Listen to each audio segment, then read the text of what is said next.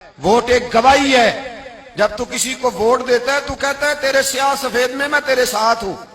پھر کس طرح تو کہتا ہے کہ اس نے ظلم کیا میں موجود نہیں تھا.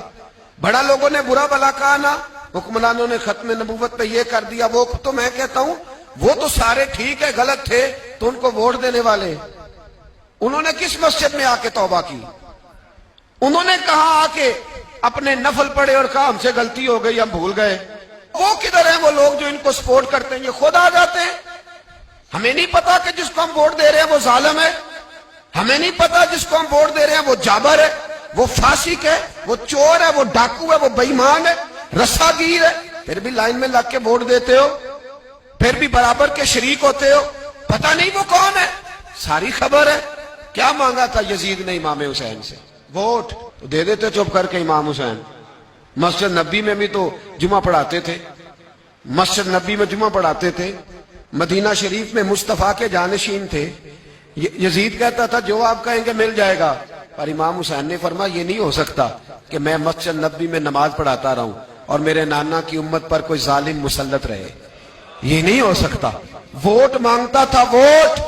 تجھے ووٹ کی قدر کا نہیں پتا. امام حسین نے 18 سال کے نوجوان سے لے کر 6 مہینے تک کا علی اصغر قربان کر دیا, پر ظالم کو ووٹ نہیں دیا.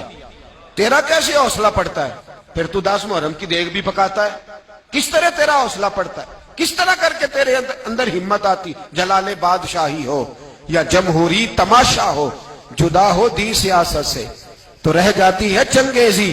ظالموں کا مددگار بھی ظالم ہوتا ہے, ظالموں کا مددگار بھی.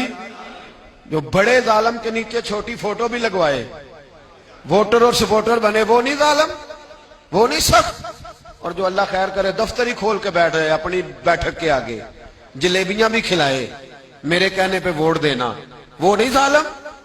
بچ گئے, باہر نکل گئے, نہیں جی نہیں ہم پاک صاحب ہیں, حکمران بڑے ظالم ہیں. نا تو بچ نہیں سکتا, تو برابر کا شریک ہے. مجھے ایک صاحب کہنے لگے ووٹ ڈالنے چلیں. الحمدللہ میں کبھی نہیں گیا. جب بندہ سمجھ میں آئے گا, مرضی کا آئے گا تو جائیں گے انشاءاللہ تعالی. نہیں گئے تو نہیں گئے. میں کہنا بڑی کھلی بات کر رہا ہوں, میں بھی تو مسجد کا مولوی ہوں نا, میں بھی یہ خانقاہ کا مسند نشین ہوں. کھلی بات نہیں جاتے بھئی ہم. ایسے ہی ہے کوئی جس کا جو دل کرے گا ہمیں ہاں کے لے جائے گا. ہماری بنیاد بھی ہے, ہمارا وقار بھی ہے, ہم رسول اللہ کے نام لینے والے ہیں. ایسے ہی جس کا دل کرے آگے لگا کے لے جائے. کیا مطلب ہوا اس بات؟ نہیں گیا. ایک صاحب کہنے لگے ووٹ قوم کی امانت ہے, تو امانت ضائع نہیں کرنی چاہیے. میں نے کہا ضائع نہیں کرنی چاہیے, پر بے ایمان کو بھی امانت نہیں دینی چاہیے, ورنہ زیادہ ضائع ہو جائے.